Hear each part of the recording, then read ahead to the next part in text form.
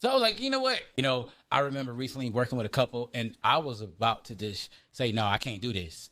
And because speaking to your point, the young lady had her issues, had her concerns, and but she wanted to work, and it felt like the man in the situation was kind of all super laissez-faire. Well, I'll just kind of see where this goes and whatever. And he was so evasive.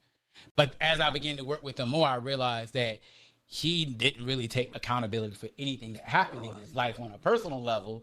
And so he would just react into whatever experience. And he had all these contemptuous feelings, not just about this woman, but every woman in his life.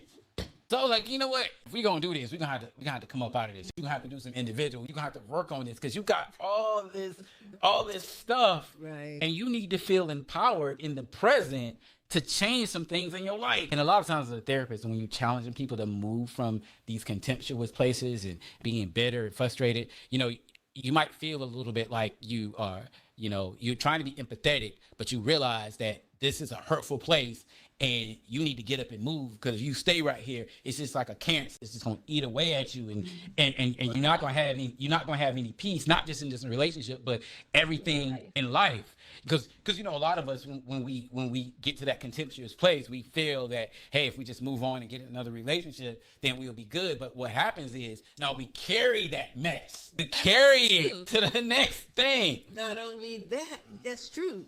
You are dealing with the same situation, the same things that come up, but a different face. It might take a year for that to show up. That is